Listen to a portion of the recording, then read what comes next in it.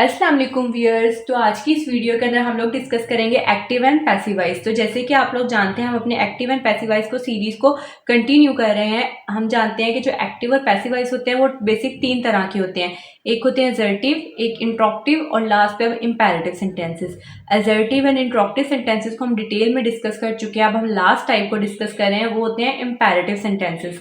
Basically जो imperative sentences होते हैं, इंपेरेटिव सेंटेंसेस हमारे पास तीन तरह के हो सकते हैं। इसमें आपके पास एडवाइस आ सकता है, ऑर्डर या फिर रिक्वेस्ट। एडवाइस से मुराद कोई नसीहत की जा सकती है। उस सेंटेंस में कोई एडवाइस दी जाती है, नसीहत दी जाती है कि आप ये काम करें या आप ये काम ना करें, उनको हम इम्पेरेटिव बोलते हैं। या फिर इसके अलावा हुक्म दिया जाता है, ऑर्डर। ऑर्डर किसी को ऑर्डर दे दिया जाता है कि क्लोज द डोर, या कोई भी इस तरह का काम ऑर्डर दे दिया कि ऑफ द फैन। इस तरह का कुछ भी जो आप ऑर्डर किसी को दे रहे हैं वो हमारा बेसिकली इम्पेरेटिव सेंटेंस होगा। और लास्ट वाली टाइप आ जाती है रिक्वेस्ट। रिक्वेस्ट का मतलब होता है किसी से कोई काम करवाना, दरख्वास्त करना, उसकी दरख्वास्त करना कि मेरा ये काम कर दो। तो ऐसे सेंटेंस है जिसमें एडवाइस, ऑर्डर या रिक्वेस्ट आ जाए। एडवाइस से मुराद नसीहत आ जाए, ऑर्डर कोई हुक्म देना, रिक्वेस्ट कोई दरख्वास्त करना। तो ऐसे सेंटेंसेस जिसके अंदर आपको एडवाइस देखने को मिले या ऑर्डर या फिर रिक्वेस्ट, तो ये तीनों चीजों में से कोई भी एक चीज कहीं पे भी आ जाएगी तो उसे हम बोल दे देंगे कि ये हमारे पास इम्पेरेटिव सेंटेंस है। अब इस इम्पेरेटिव सेंटेंस अगर आ गया तो अब आपने इसको एक्टिव से पैसिव में कैसे कन्वर्ट करना है, अब हम उसके बेसिक फॉर्मूलाज देख लेते हैं। अब आप लोगों ने समझ लिया होगा कि इम्पेरेटिव सेंटेंसेस क्या होते हैं। Imperative sentences basically advice, order and request को इंडिकेट करते हैं। जिसमें हमारे पास ऑर्डर, रिक्वेस्ट या रिक्वेस्ट आ जाती है तो उसको हम लोग इम्पेरेटिव सेंटेंस बोल देते हैं। अब आपने इसके एक्टिव से पैसिव में कन्वर्ट कैसे करना है, तो इसको कन्वर्ट करने के लिए यहाँ पर एक टेबल गिवन है। इस टेबल को अगर आप याद कर लेंगे तो फिर आपके लिए फॉर्मूले को समझना ज्यादा आसान हो जाएगा। बेसिकली ये फॉर्मूलाज दो तरह से दिए गए हैं। यहाँ पे लिखा हुआ है एडवाइस, यानी कि आज की इस वीडियो के अंदर हम लोग एडवाइस को डिस्कस करने जा रहे हैं। इससे जो प्रीवियस वीडियो थी उसके अंदर हम लोगों ने डिस्कस किया था ऑर्डर सेंटेंसेस क्या होते हैं। ऑर्डर से मुराद उसके अंदर हुक्म दिया जाता था, जैसे कि close the door, turn off the fan, इस तरह कट द वेजिटेबल्स, यानी कि इसमें किसी को ऑर्डर दिया जाता है, कमांड दी जा रही थी, हुक्म दिया जा रहा था। उनको हम डिटेल में कल डिस्कस कर चुके हैं। आज की इस वीडियो के अंदर हमने जो डिस्कस करना है, हमने डिस्कस करना है एडवाइस। एडवाइस बोलते हैं किसी को आप नसीहत करेंगे, कोई काम, कोई अच्छा काम है तो उस अच्छे काम को करने की नसीहत करें, तलकीन करें, या कोई बुरा काम है तो उससे रोकने की तलकीन करें, तो बेसिकली उसको हम लोग एडवाइस सेंटेंसेस बोलते हैं। तो आज की अपनी वीडियो के अंदर हम लोग ये सीखेंगे कि कैसे हम लोग एक्टिव से पैसिव में कन्वर्ट कर सकते हैं अपने एडवाइस सेंटेंसेस को। सो बेसिकली जो टेबल है ये सारा एडवाइस सेंटेंसेस पर दिया गया है। एक इसका एक्टिव स्ट्रक्चर गिवन है, दो इस तरह के इसके पैसिव गिवन है। इसी तरह इस कॉलम के अंदर हमें गिवन है विद ऑब्जेक्ट, यानी कि जब वर्ब और ऑब्जेक्ट होगा वो वाला कॉलम है, और ये वाला कॉलम है विदाउट ऑब्जेक्ट, यानी इसमें ऑब्जेक्ट नहीं होगा, सिर्फ और सिर्फ आपको वर्ब ही गिवन होगा। अब हम देख लेते हैं इसकी क्या क्या टाइप्स हो सकती हैं। अगर हम एक्टिव वॉइस की बात करें, विद ऑब्जेक्ट के केस में क्या होगा, सिंपल सेंटेंस में आपको वर्ब देखने को मिलेगा और ऑब्जेक्ट देखने को मिलेगा। अच्छा, ये जो इंपेरेटिव सेंटेंस होता है ना, इसके अंदर आपको मोस्टली जो है ना सब्जेक्ट नहीं देखने को मिलता, सिंपली वर्ब और ऑब्जेक्ट ही आता है, क्योंकि सब्जेक्ट का ताल्लुक होता है आपके काम करने वाले से। तो अगर आप इस सेंटेंसेस में गौर करें, इसमें तो आप सिर्फ किसी को एडवाइस कर रहे हैं, ऑर्डर दे रहे हैं, रिक्वेस्ट कर रहे हैं, उसको नाम, काम करने वाले को तो आप नहीं बुला रहे, इसलिए इसमें सब्जेक्ट जो होता है मिसिंग होता है। सिंपली आपका वर्ब और ऑब्जेक्ट से ही ताल्लुक होता है इसका, तो अब वो हमारा एक्टिव वॉइस कंसीडर हो जाता है। तो जब हमारा एक्टिव वॉइस में वर्ब हो और ऑब्जेक्ट होगा, तो जब आप उसकी पैसिव वॉइस बनाएंगे उसको क्या करते हैं, हमारा जो ऑब्जेक्ट होता है, ये बात तो आप सबको अब तक याद हो गई होगी, जब भी हम पैसिव बनाते हैं हमारे ऑब्जेक्ट को बिल्कुल स्टार्ट में ले आते हैं, इसलिए ऑब्जेक्ट हम बिल्कुल स्टार्ट में ले आएंगे। उसके बाद हम लिखेंगे शुड बी। शुड का मतलब होता है आपको कोई काम जरूर करना चाहिए, शुड का मतलब होता है चाहिए। तो आप देखें यहाँ पर एडवाइस है, एडवाइस मतलब किसी को हम नसीहत कर रहे हैं, तो शुड बी भी यहाँ पे क्या रोल अदा कर रहा है, शुड बी का भी मतलब यही होता है कि आपको ये काम जरूर करना चाहिए। उसके बाद बी का मतलब क्या होता है, बी बेसिकली हमारे पास यहाँ पे बेस फॉर्म है किसकी, फॉर्म ऑफ बी की, यानी कि यहाँ पर हम लोग, आपको जानते हैं कि जितने भी पैसिव वॉइस होते हैं उसके अंदर हम लोग डिफरेंट फॉर्म्स ऑफ बी लगाते हैं। जो इंडेफिनिट टेंस होता है उसमें हम बी लगा देते हैं, इसी तरह जो कंटिन्यूस होता है वहाँ पे बीइंग, और परफेक्ट में हम बीन लगाते हैं। तो क्योंकि ये बिल्कुल सादा जुमला है तो सादे जुमले को हम लोग एज ए इंडेफिनिट ही कंसीडर कर सकते हैं, तो इसलिए यहाँ पर सिंपली हमने बी लगा दिया जो कि फॉर्म ऑफ बी है।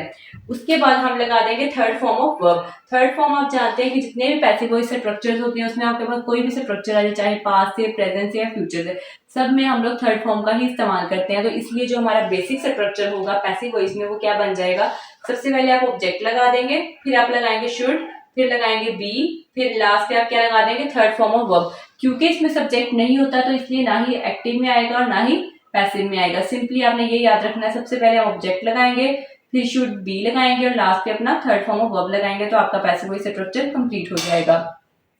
अब एक और मेथड भी लिखा हुआ है पैसिव वॉइस को लिखने का। इस एक्टिव वॉइस के दो मेथड हो सकते हैं पैसिव वॉइस में लिखने के, जब आपके पास वर्ब भी हो और ऑब्जेक्ट भी हो। एक मेथड ये जो हम डिस्कस कर चुके हैं, सेकंड मेथड ये है, हम उसमें लिख देंगे you are advised to plus first form, यानी कि आपको ये नसीहत की जा रही है। यू आर एडवाइज्ड टू आपने as it is same to same ही राइट कर देना है। यू आर एडवाइज्ड टू का मतलब होता है कि आपको ये नसीहत की जा रही है। उसके बाद आपने अपनी फर्स्ट फॉर्म ऑफ, यानी कि जो सेंटेंस जैसा आपको गिवन है आपने वैसे ही उठाकर दोबारा same to same as it is write कर देना है। सिंपली आपने सेंटेंस के स्टार्ट में लिख देना you are advise to. Advise to हम तब लिखेंगे जब एडवाइस वाला सेंटेंस गिवन होगा। इसी तरह अगर ऑर्डर वाला सेंटेंस था तो उसमें हम लोग लिखते हैं यू आर ऑर्डर टू, जिस तरह कि हमने कल की वीडियो में सीखा था कि जब ऑर्डर वाला सेंटेंस होगा तो जब हम उसको पैसिव में चेंज करेंगे तो वहां पर भी आएगा यू आर ऑर्डर टू। आज की वीडियो के अंदर हम क्योंकि एडवाइस को डिस्कस कर रहे हैं तो इसलिए हमारे पास आ सकता है पैसिव में यू आर एडवाइज्ड टू। उसके बाद आपने फर्स्ट फॉर्म से मुराद जितना भी आपका एक्टिव हो, 2 वर्ड्स का हो, 3 वर्ड्स के मुश्तमिल हो, जितना भी वर्ड्स हो उसको आपने same to same as it is write कर देना अपने पैसिव वॉइस के अंदर। तो ये बेसिक 2 मेथड्स थे हमारे पास। सिंपली एक्टिव वॉइस क्या था जिसमें वर्ब और ऑब्जेक्ट हो, तो उसको पैसिव के सोल्व करने के 2 मेथड थे। फर्स्ट मेथड ये था, ऑब्जेक्ट को शुरू में ले आएंगे, फिर शुड बी लगा देंगे और लास्ट में अपनी थर्ड फॉर्म लगा देंगे। सेकंड मेथड आपके पास ये है कि आप लिख देंगे यू आर एडवाइज टू।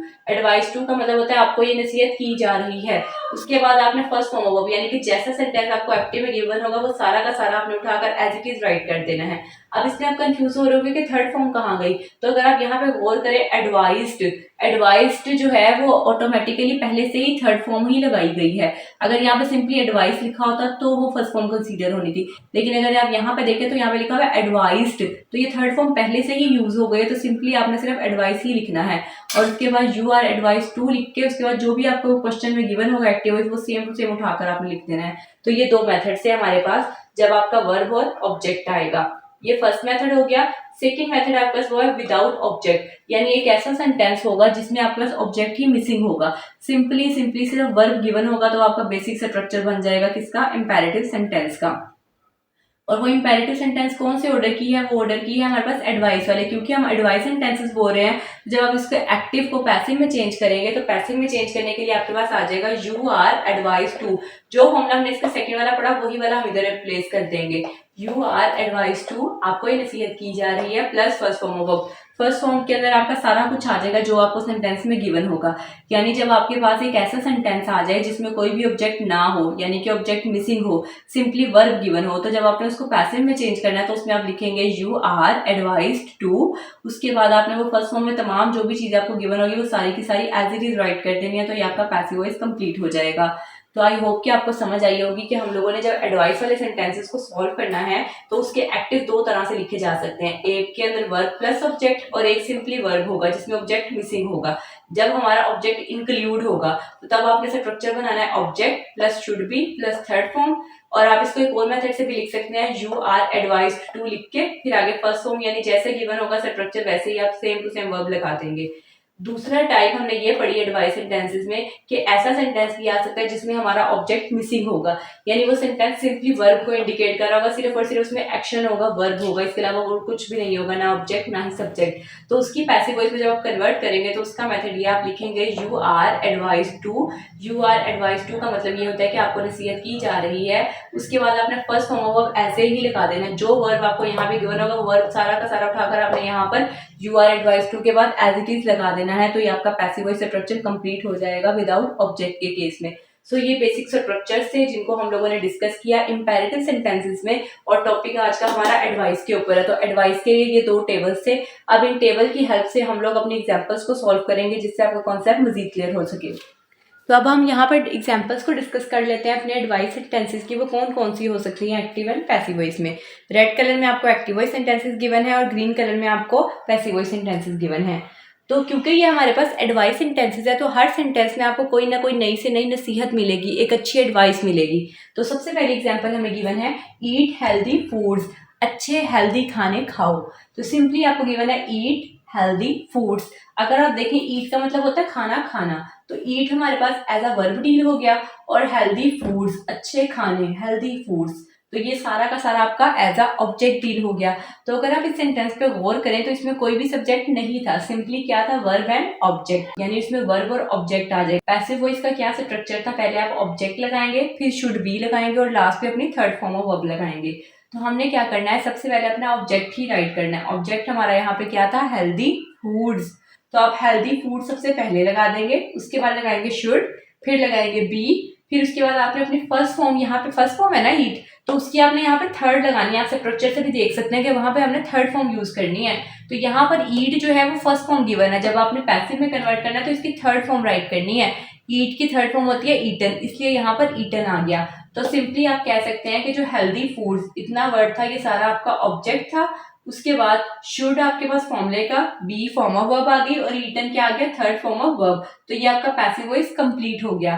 तो ये पैसिव वॉइस में हमने क्या किया कि जो हेल्दी फूड्स ऑब्जेक्ट था उसको बिल्कुल स्टार्ट में लिख दिया, उसके बाद शुड एंड बी लगा दिया। शुड का मतलब होता है चाहिए, बी आपके पास बेसिकली फॉर्म ऑफ बी है, एंड लास्ट पे आपने ईटन लिख दिया। ईटन हम बोलते हैं थर्ड फॉर्म ऑफ वर्ब को। तो ये पैसिव वॉइस कंप्लीट हो गया कि healthy foods should be eaten, के अच्छे खाने जरूर खाने चाहिए। तो हमारे पास ये पहला स्ट्रक्चर कंप्लीट हो गया, eat healthy foods, this is your active voice sentence. Healthy food should be eaten, this is your passive voice sentence. इसमें सिंपली हमने ऑब्जेक्ट शुरू में ले आए, शुड बी लगाया and third form of verb का इस्तेमाल किया है। तो healthy food should be eaten. अब हम सेकेंड एग्जाम्पल देख लेते हैं। Plan your task for the day, आज के लिए अपने टास्क, अपने काम जो है उनको प्लान कर लो, तरतीब दे लो। एडवाइस की जा रही है, नसीहत की जा रही है कि plan your task for the day, आज के दिन के लिए अपने कामों को तरतीब दे लो, प्लान कर लो। तो इसके अंदर जो प्लान है, प्लान का मतलब होता है तरतीब देना, तो ये एज अ वर्ब डील हो जाएगा। योर टास्क ये आपका एज अ ऑब्जेक्ट डील हो जाएगा, और फॉर द डे ऐसे वर्ड जो इस तरह के हमें कोई भी चीज को इंडिकेट ना करे, ना ही सब्जेक्ट, ना ही ऑब्जेक्ट, ना ही वर्ब, तो उसको हम लोग as a extra words, additional words बोल देते हैं। तो एक्टिव पैसिव में या किसी भी कोई और सेंटेंस आपका हो, सिंपल हो, इंटरॉक्टिव हो, उनके अंदर जो इस तरह से एक्स्ट्रा वर्ड्स होते हैं हम हमेशा उनको लास्ट पे लिख देते होते हैं। तो इसलिए जब हम एक्टिव से पैसिव में जाएंगे तब भी इसको हम फॉर द डे को एज अ लास्ट पे यूज कर लेंगे। Plan your task for the day, आज के लिए अपने कामों को तरतीब दे लो। प्लान का मतलब होता है तरतीब देना और टास्क का मतलब होता है काम। फॉर द डे आज के लिए, यानी आज के दिन के लिए जो भी आपके काम है उन्हें तरतीब दे लो। तो इसके अंदर अगर आप देखें, प्लान का मतलब होता है तरतीब देना, तो ये एज अ वर्ब डील हो जाएगा। उसके बाद your task for the day, आज के दिन के लिए जो आपके काम है इनको हम क्या डील कर लेंगे, ये एज अ ऑब्जेक्ट है। ये सारा का सारा सेंटेंस आपका ऑब्जेक्ट में आ जाएगा। तो ऐसा सेंटेंस जिसमें आपका वर्ब भी हो और ऑब्जेक्ट भी हो, तो उसको लिखने का मेथड आप जानते हैं, हमने टेबल से सीखा कि सबसे पहले हमारा ऑब्जेक्ट आता है, फिर आपका शुड बी आता है, फिर लास्ट पे आपकी थर्ड फॉर्म ऑफ वर्ब आती है। तो सबसे पहले हम लोग यहाँ पर लिखेंगे टास्क से, सेंटेंस स्टार्ट करेंगे। टास्क फॉर द डे, आज के दिन के लिए जो उनसे काम है, शुड बी प्लान्ड। अब इसके अंदर जो इतना स्ट्रक्चर हम लोगों ने किया है, टास्क फॉर द डे, इसको आप कंसीडर करेंगे कि ये एज अ ऑब्जेक्ट है। शुड बी आपने अपने फॉर्मूले के स्ट्रक्चर के मुताबिक राइट किया है। उसके बाद यहाँ पर प्लान फर्स्ट फॉर्म थी, तो यहाँ पर प्लान क्या हो गया, थर्ड फॉर्म ऑफ वर्ब आ गया। तो इस तरह से हमारा पैसिव वॉइस स्ट्रक्चर कंप्लीट हो गया। Task for the day should be planned, यानी आज के दिन के लिए जो हमारे टास्क हैं, काम है, वो शुड बी प्लान्ड, उन्हें तरतीब होना चाहिए। तो ये स्ट्रक्चर हमारा कंप्लीट है अपने फॉर्मूले के मुताबिक। टास्क फॉर द डे आपने ऑब्जेक्ट डील कर लिया, शुड भी हमने स्ट्रक्चर के मुताबिक लगाया, और लास्ट पे आपने थर्ड फॉर्म ऑफ वर्ब लगाई। प्लान फर्स्ट फॉर्म होती है तो उसकी थर्ड फॉर्म लग जाएगी प्लान्ड। तो इसलिए हमारा स्ट्रक्चर कंप्लीट हो गया। Plan your task for the day, this is your active voice sentence. Task for the day should be planned, this is your passive voice sentence. तो ये हमारी सेकंड एग्जाम्पल भी कंप्लीट हो गई। थर्ड एग्जाम्पल आपको given है, ओबे your parents. ओबे का मतलब होता है उसको फॉलो करना, पूरा करना। ओबे मतलब कहना मानना, पेरेंट्स अपने वालदैन का। ओबे योर पेरेंट्स अपने वालदैन का कहना माने, या उनके ऊपर जो वो हुक्म दे उसको पूरा करें, उसके यानी कि उसके ऊपर फॉलो बैक करें। तो ओबे योर पेरेंट्स आपके पास गिवन है। ओबे आप जानते हैं एज अ वर्ब डील हो रहा है, और पेरेंट्स आपका एज अ ऑब्जेक्ट है। तो हम लोगों ने यहाँ पे जो फर्स्ट टू एग्जाम्पल्स किए ना, वो शुड बी के लिहाज से किए हैं। नेक्स्ट टू एग्जाम्पल्स को मैंने सेकंड मेथड के मुताबिक लिखा है। सेकंड मेथड, तो यहाँ पर ये जो थर्ड एग्जाम्पल है, ओबे योर पेरेंट्स, इसको आप शुड बी के लिहाज से भी लिख सकते हैं, और उसके बाद एडवाइस टू के लिहाज से भी लिख सकते हैं। तो मैंने थोड़ा सा डिफ्रेंशिएट करने के लिए फर्स्ट टू एग्जाम्पल्स को शुड बी के साथ लिखा है और नेक्स्ट टू एग्जाम्पल्स को एडवाइस टू के साथ लिखा है। तो इसलिए इस स्ट्रक्चर में हम लोग एडवाइस टू वाला फॉर्मूला अप्लाई करने लगे हैं। तो हमारे पास जो स्ट्रक्चर गिवन था ओबे योर पेरेंट्स, अपने पेरेंट्स का कहना माने, तो हम लोग जब इसको लिखेंगे, इसको लिखने का मेथड ये है क्योंकि ये ओबे योर पेरेंट्स आपको नसीहत की जा रही है, तो इसलिए जब हम लोग इसका स्ट्रक्चर राइट करेंगे आप लोग लिखेंगे यू आर एडवाइज टू, उसके बाद इतना वर्ड आपने लिखते हैं ना यू आर एडवाइज टू, ये आपने same to same as it is write कर देना है। उसके बाद जो आपका वर्ब गिवन था ओबे से लेके पेरेंट्स तक, ये सेम टू सेम आपने उठाकर दोबारा लिख देना है उसी सेंटेंस के आगे, कोई चेंजिंग इसके अंदर हम लोग नहीं करेंगे। जब हम थर्ड एग्जांपल को सॉल्व करेंगे अपने सेकंड मेथड से, तो आप लिख देंगे यू आर एडवाइज टू, आपने एज इट इज लिख देना। उसके बाद जो आपका वर्ब गिवन था यानी ओबे योर पेरेंट्स, जैसे लिखा था आपने सेम टू सेम उठाकर दोबारा राइट कर देना है, ना ही फर्स्ट फॉर्म का आपने थर्ड में चेंज करना है, ना ही इसके अंदर कुछ और ऐड करना है। जैसे लिखा है आपने वो सारा का सारा सेंटेंस एज इट इज उठा के लिख देना है। सिंपली आपने बस ये लिख देना यू आर एडवाइज टू, आपको ये नसीहत की जा रही है। उसके बाद आके जो आपका सेंटेंस गिवन होगा ओबे योर पेरेंट्स वर्ब ऑब्जेक्ट, वो आपने एज इट इज राइट कर देना है। तो ये हमारा पैसिव वॉइस स्ट्रक्चर कंप्लीट हो जाएगा। आपको थर्ड एग्जांपल गिवन थी ओबे योर पेरेंट्स, अपने वालिदैन का कहना माने, तो जब आपने इसको पैसिव में कन्वर्ट किया, तो पैसिव में कन्वर्ट करने का हमने एक और मेथड पढ़ा था, वो पढ़ा था कि आप लिख देते हैं you are advise to. You are advise to का मतलब होता है कि आपको नसीहत की जा रही है, इसलिए आप लोग लिख देंगे कि you are advise to obey your parents. Simply आपने you are advise to as लिख के उसके बाद जैसा आपको वर्ब गिवन है, जो भी गिवन है वो आपने सेम टू सेम राइट कर देना, तो आपका पैसिव वॉइस स्ट्रक्चर कंप्लीट हो जाएगा। सो थर्ड एग्जांपल में आपके पास था obey your parents, this is your active voice sentence. You are advise to obey your parents, this is your passive voice sentence. अब हम लास्ट एग्जांपल कर लेते हैं, वर्क हार्ड टू सक्सीड, सख्त मेहनत करो ताकि तुम कामयाब हो जाओ, या कामयाबी के लिए मेहनत करो, ठीक है, या कुछ हासिल करने के लिए मेहनत करो, आप कुछ भी इसका मतलब निकाल सकते हैं। हार्डवर्क का मतलब होता है मेहनत करना, तो सक्सीड मतलब कामयाबी के लिए, कामयाबी के लिए मेहनत करो। आपको फोर्थ एग्जांपल गिवन है। अब इसमें आपको नसीहत ही की जा रही है ना कि कामयाब अगर आप होना चाहते हैं तो उसके लिए आपको मेहनत करनी पड़ती है, मेहनत के बगैर तो आपको कुछ भी नहीं मिलता। तो ये आपको सिंपली मेहनत की बात की जा रही है, तो सिंपली आपको एडवाइस की जा रही है, नसीहत दी जा रही है, तो वर्क हार्ड टू सक्सीड।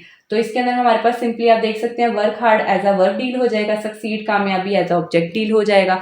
अब मैंने आपको पहले ही बताया कि जो फर्स्ट टू एग्जांपल्स इसमें मैंने शुड बी के लिहाज से सॉल्व किया और लास्ट टू एग्जांपल को एडवाइस टू के लिहाज से।